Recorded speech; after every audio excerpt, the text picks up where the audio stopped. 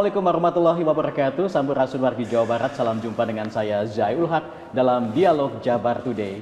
Hari ini saya akan berbincang-bincang dengan Kapolresta Bandung, Kombes Pol Kusworo Wibowo. Selamat pagi Pak Kapolresta, apa kabar? Selamat pagi, Assalamualaikum warahmatullahi wabarakatuh. Waalaikumsalam warahmatullahi wabarakatuh. Sebelumnya saya panggil Bapak atau Abang nih? Abang boleh, Bapak boleh, bebas. Abang aja kali ya? Boleh. Baik. Kalau boleh tahu Bang, kesibukannya sekarang apa? Kesibukan sekarang ya kita sibuk menjaga keamanan Kabupaten Bandung. Selain itu, rutinitas juga banyak mungkin ya? Boleh diceritakan Bang? Ya rutinitas kita sehari-hari. Ya tentunya sebagaimana profesi saya menjaga keamanan Kabupaten Bandung, memastikan bahwa semua kegiatan bermasyarakat ini bisa terselenggara dengan baik. Tentunya sejalan dengan apa yang menjadi perhatian Bapak Presiden, bagaimana peningkatan investasi, pemberantasan kemiskinan, dan juga sebagaimana amanah undang-undang yang diberikan kepada saya, kami dari Polresta Bandung harus bisa menyelenggarakan keamanan dan ketertiban serta penegakan hukum dan juga melakukan pelayanan, perlindungan, pengayoman kepada masyarakat.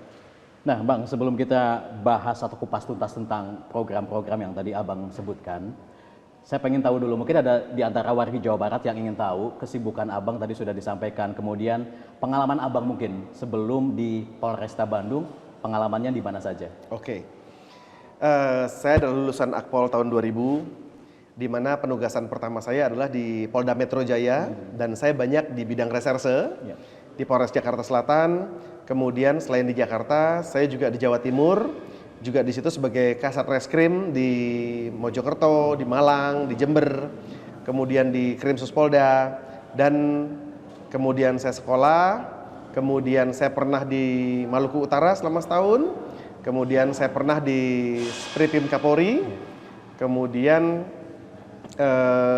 saya pernah menjadi Kapolres di Jember, pernah Kapolres di Gresik, kemudian di SDM Mabes Polri, dan akhirnya di tanggal 17 Desember 2021 saya sebagai Kapolresta Bandung. Ada banyak sekali pengalaman yang sudah Abang miliki begitu ya. Tentunya dari pengalaman-pengalaman tersebut Abang kemudian terapkan di Polresta Bandung mungkin gitu ya. Apa yang paling menonjol mungkin yang menjadi program utama di Polresta Bandung Bang? Oke.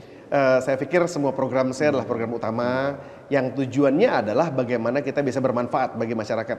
Sebagaimana ini moto kita ya, Khairun nas anfa'uhum linnas, sebaik-baik manusia yang bermanfaat bagi orang lain. Tentunya dimulai dari pagi hari nih.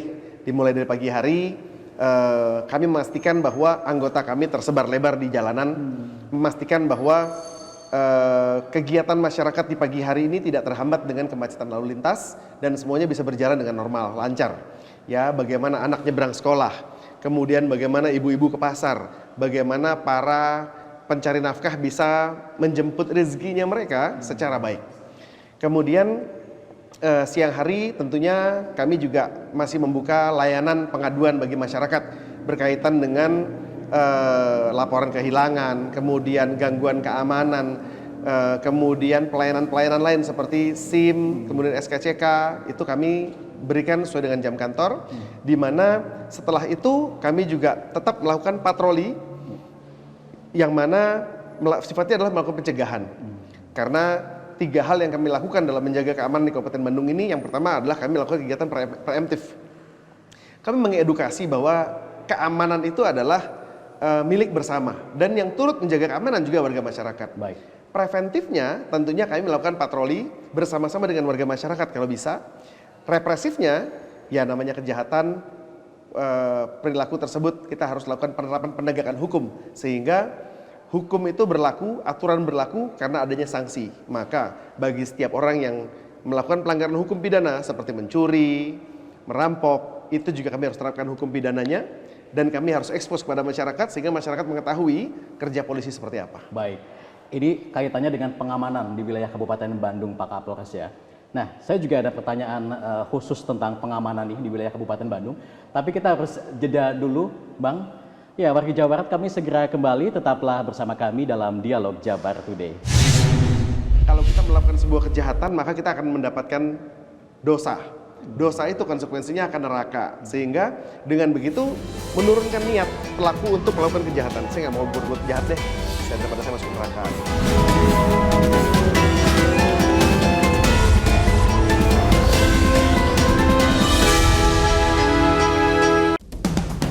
Ikuti perbincangan menarik bersama narasumber pilihan hanya di CNN Indonesia. Mereka hadir untuk membahas topik menarik dari berbagai perspektif. Kekerasan seksual ini ya seperti fenomena gunung es, apalagi kalau terjadi di institusi pendidikan. Problematika global ini mayoritas karena kurang komunikasi. Temukan fakta mendalam hanya di Insight with Desi Anwar, Sabtu dan Minggu jam 6 sore di CNN Indonesia.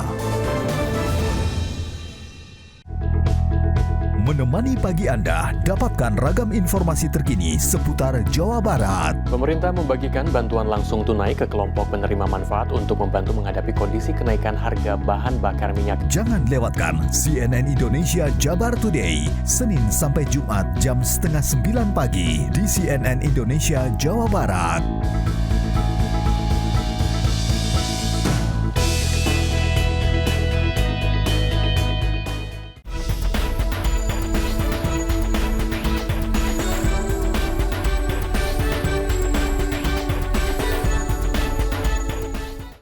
Sudah seharusnya pesta dimaknai dengan sukacita.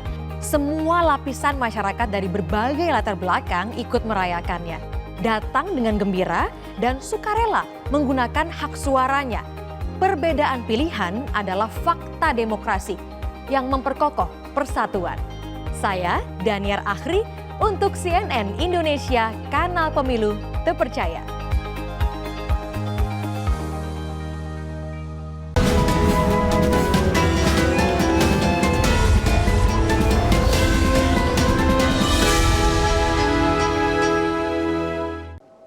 Terima kasih wargi Jawa Barat masih bersama kami dalam Dialog Jabar Today.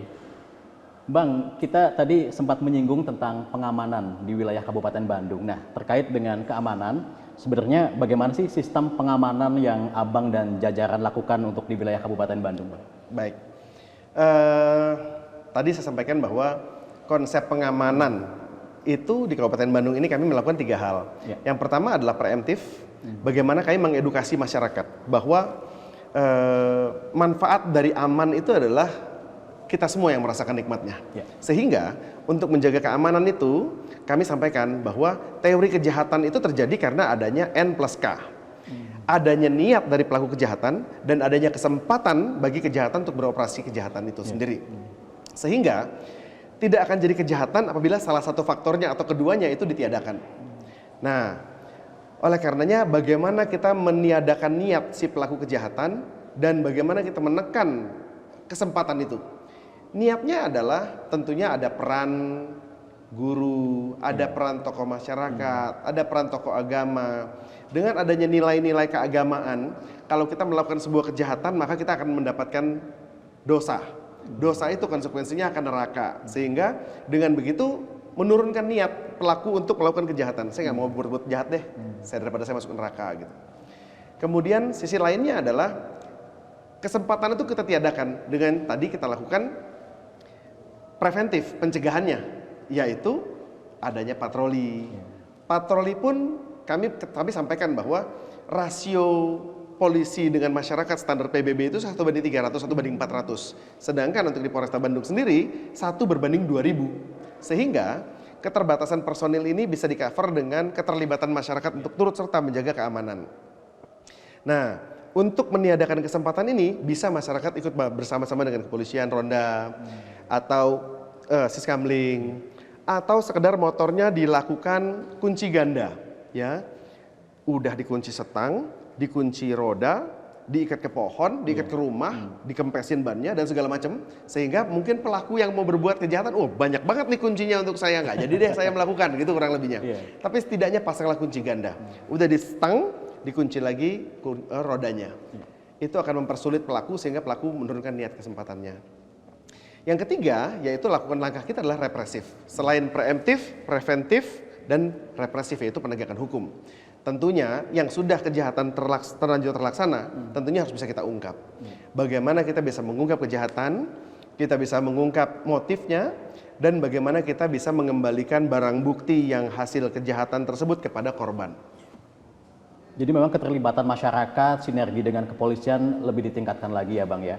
Nah, terkait dengan sistem keamanan tadi kan memang sudah sangat masif dilakukan oleh Polresta Bandung khususnya. Istilahnya tidak ada lagi tempat bagi pelaku kejahatan di wilayah Kabupaten Bandung. Langkah tegas apa Bang yang diberikan kepada mereka?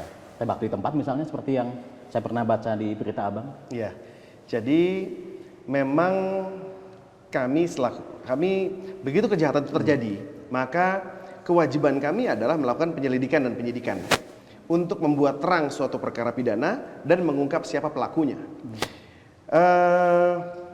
Tidak sedikit bahwa pelaku dalam proses penangkapan itu ada yang mau kabur, bahkan ada yang melawan dan lain sebagainya. Kami memiliki peraturan Kapolri nomor 1 tahun 2009 tentang penggunaan kekuatan Polri. Itu ada 6 tahapan eskalasi tentang penggunaan kekuatan Polri, di mana kami berwenang untuk melakukan tindakan-tindakan. Yang pertama adalah kehadiran petugas. Diharapkan dengan kehadiran petugas, masyarakat atau pelaku kejahatan mengurungkan niatnya untuk tidak melakukan kejahatan, tidak melakukan perbuatan pelanggaran pidana. Yang kedua, adanya perintah lisan. Tolong kamu jangan berbuat seperti itu. Mereka turun niatnya. Seandainya itu pun masih berupaya untuk melakukan kejahatan, maka kita bisa masuk ke tahapan ketiga, yaitu tangan kosong lunak. Artinya ya bisa dipeluk, dirangkul, dibawa dan sebagainya. Seandainya itu pun masih ada upaya perlawanan, maka bisa masuk ke tahap yang keempat, yaitu tangan kosong keras. Ya, bisa dengan telapak tangan terbuka atau telapak tangan tergenggam. Itu pun masih mendapatkan perlawanan, maka bisa masuk ke tahapan yang kelima, yaitu dengan senjata tumpul, dengan tongkat, borgol, dan lain sebagainya.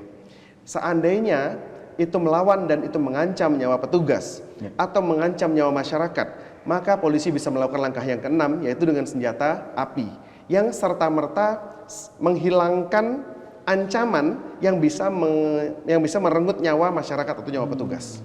Gitu. Termasuk geng motor Bang? Iya, seandainya pada saat kita menemukan titik di mana mengancam nyawa masyarakat dan petugas, kita bisa menggunakan senjata api tersebut. Itu kami dilindungi oleh peraturan Kapolri nomor 1 tahun 2009 tentang penggunaan kekuatan Polri. Sebagai langkah tegas dari pihak kepolisian dalam memberantas kejahatan ya. Iya. Nah, Bang, pertanyaan saya ini juga nggak kalah menarik tentang Abang kan beberapa kali mendapatkan penghargaan lah ya. Penghargaan yang paling saya ingat adalah penghargaan dari Menpan RB dan Pak Kapolri. Boleh dijelasin penghargaan itu Bang? Iya. Penghargaan ini memang kami terima pada bulan Februari akhir di 2023 ini, di mana penilaian dari Kemenpan RB itu dilaksanakan selama 1 tahun. Pada tahun 2022, selama 1 tahun, mungkin kurang lebih 4-5 kali tim dari Kemenpan RB datang ke Polresta Bandung untuk melihat dan mensurvei serta menilai bagaimana kinerja Polresta Bandung dalam hal pelayanan pada masyarakat. Pelayanan pada masyarakat ini itu meliputi 1 SPKT. Oh, SPKT. SPKT itu Sentra Pelayanan Kepolisian Terpadu ini adalah berkaitan dengan laporan-laporan masyarakat seperti laporan kehilangan, laporan gangguan keamanan, dan lain sebagainya. Yang kedua adalah pelayanan SIM. Yang ketiga adalah pelayanan SKCK, Surat Keterangan Catatan Kepolisian di Satintel. Yang keempat adalah pelayanan tentang penyidikan terhadap laporan masyarakat gangguan keamanan. Nah, penilaian itu selain daripada attitude, tapi juga berkaitan dengan sarana prasarana. Bagaimana sarana prasarananya mendukung atau tidak, nyaman atau tidak bagi masyarakat, kemudian mekanisme birokrasinya mudah atau enggak, transparansinya bagaimana, kemudian berkaitan dengan feedback dari masyarakat. Bagaimana masyarakat timbal balik masyarakat ya. Betul. Jadi masyarakat merasakan puas atau nggak puas. Nggak puasnya di mana? Nah, ketika masyarakat menyampaikan ketidakpuasan, apa tindak lanjut dari Polresta Bandung untuk bisa menjawab ketidakpuasan masyarakat tersebut menjadi puas, gitu. Dan alhamdulillah selama penilaian 2022 ini dari Kemenpan RB menilai dan memutuskan bahwa kami mendapatkan peringkat tertinggi dari pelayanan publik, yaitu pelayanan prima. Karena ada beberapa tingkatan tuh. Yang pertama adalah pelayanan prima, yaitu A. Di bawahnya ada sangat baik, A-, bawahnya baik dan cukup, gitu. Dan alhamdulillah tahun 2023 kami bisa mendapatkan predikat pelayanan prima. Wah, menarik sekali ya Bang ya, tentang Alhamdulillah. penghargaan dari Menpan RB dan juga Pak Kapolri. Bang, kita harus jeda sejenak. Kita masih punya banyak pertanyaan, tapi kita harus jeda sejenak. Wargi Jawa Barat, kami segera kembali. Tetaplah bersama kami dalam Dialog Jabar Today. Karena customer kami kan masyarakat nih. Apa sih yang diharapkan masyarakat terhadap kepolisian? Apa sih yang bisa kami lakukan untuk bisa meringankan beban masyarakat terhadap masalah-masalah yang dialami oleh masyarakat?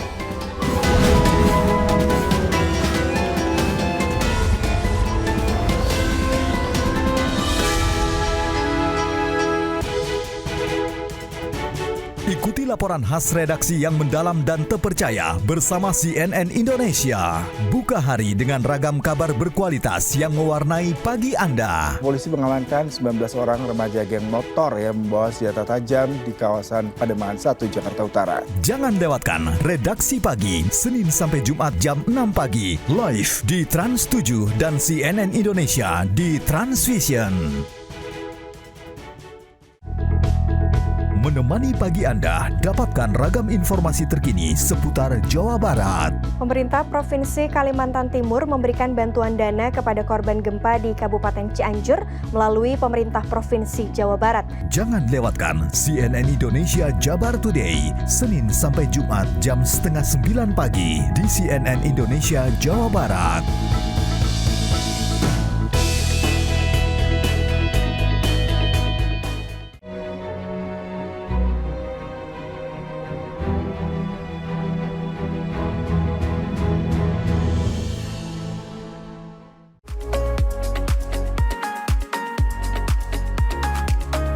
Kualitas demokrasi suatu negara tercermin dari penyelenggaraan pemilu yang demokratis, jauh dari pragmatis. Untuk itu negara wajib menjamin setiap warganya mendapatkan informasi yang luas, porsi yang pas, dan keleluasaan memilih secara bebas. Begitu juga memastikan penyelenggara pemilu yang berintegritas, profesionalitas, dan akuntabilitas yang jelas. Saya, Tiffany Raitama, untuk CNN Indonesia, kanal pemilu terpercaya.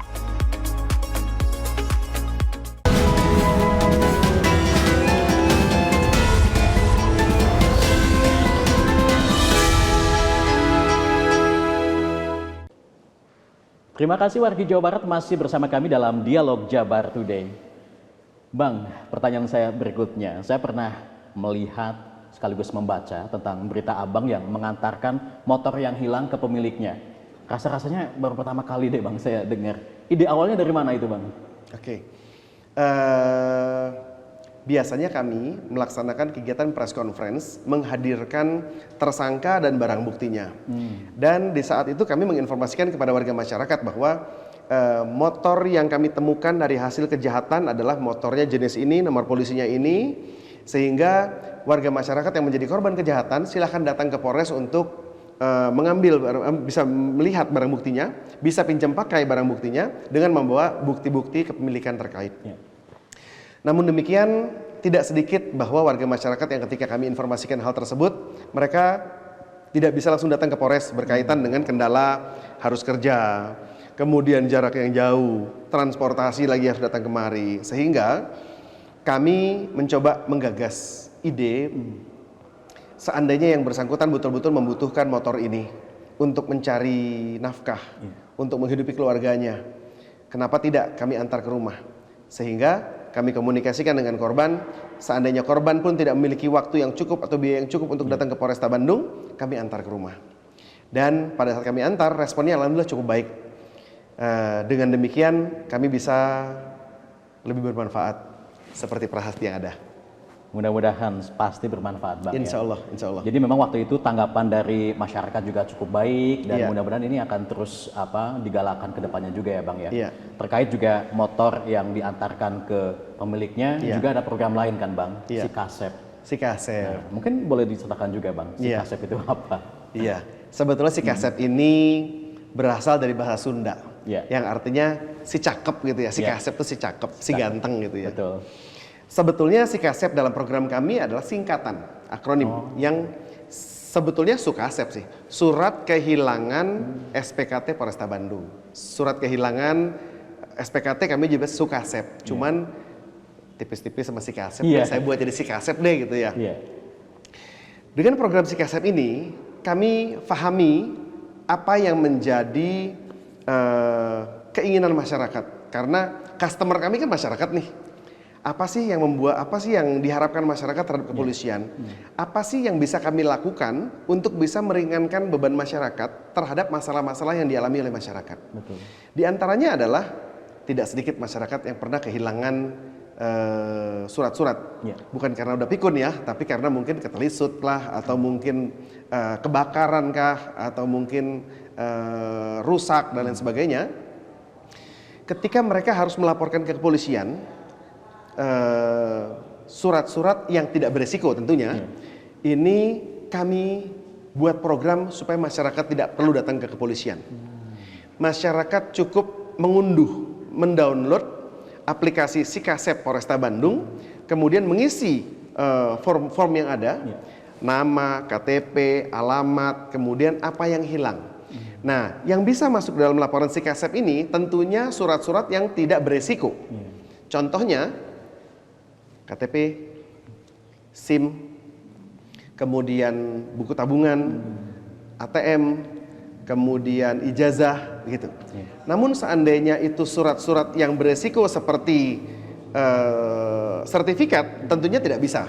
Dia harus melalui pendalaman terlebih dahulu. Nah, pada saat masyarakat sudah mengisi form ini, namanya sudah masuk, nomor KTP-nya, NIK-nya, kemudian surat apa, maka itu nanti akan diverifikasi oleh Polresta Bandung. Ada adminnya.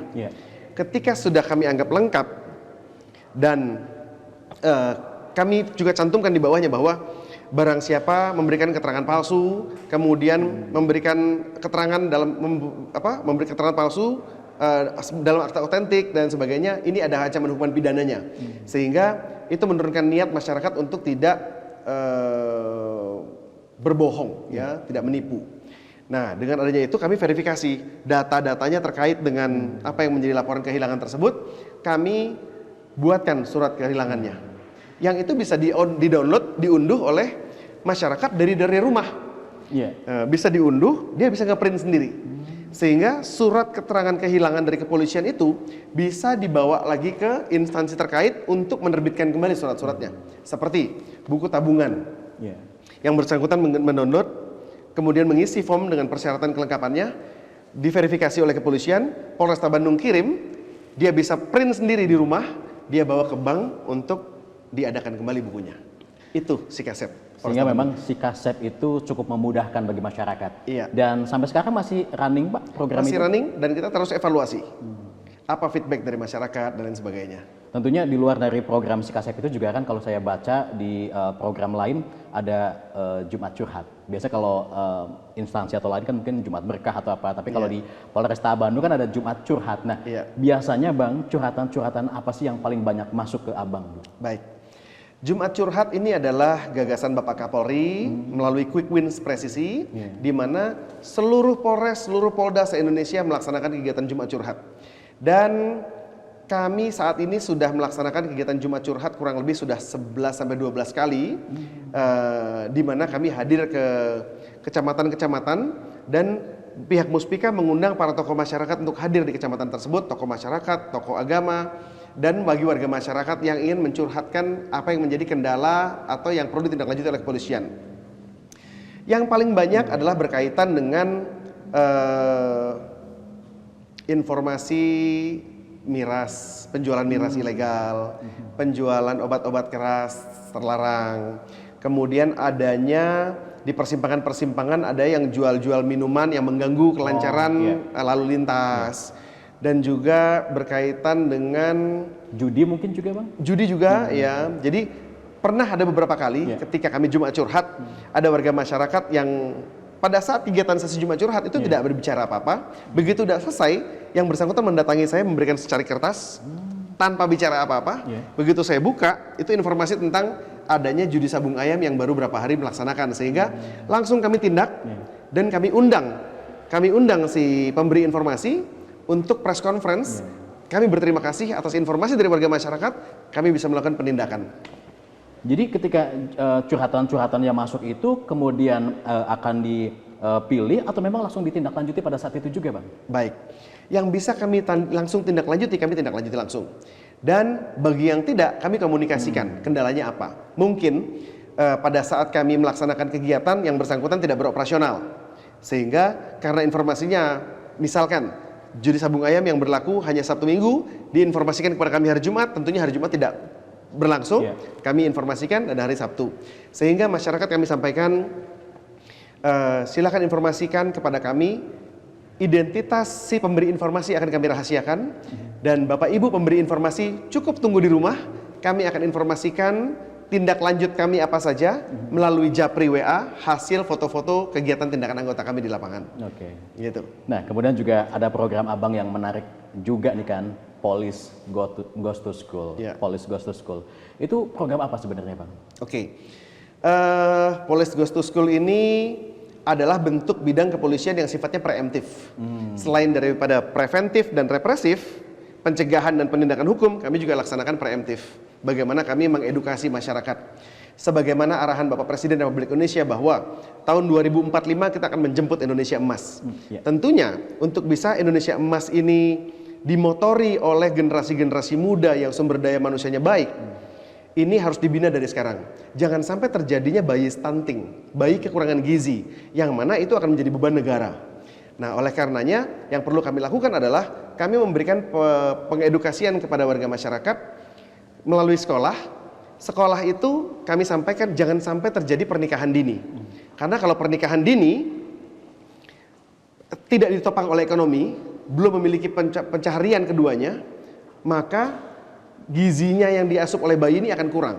Itu akan melahirkan bayi stunting, ditambah lagi kondisi ekonomi orang tuanya juga belum tentu bisa menopang, yang bisa menyebabkan stunting ini berkelanjutan.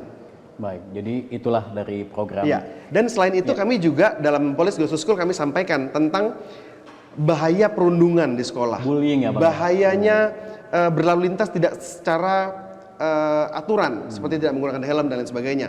Kenakalan-kenakalan remaja kami sampaikan di situ, sehingga kami bisa menekan angka kejahatan kenakalan remaja melalui program Police Goes to School itu sendiri. Baik, luar biasa sekali untuk Polresta Bandung yang banyak program-programnya. Tapi sayangnya, Bang, kita sudah berada di penghujung acara. Padahal masih banyak program lain yang perlu saya sampaikan nih. Baik, terima kasih Pak Kapolresta Bandung, Kombes Pol Kusworo Wibowo sudah berbincang-bincang dengan Dialog Jabar Today. Thank you, Mas Jay.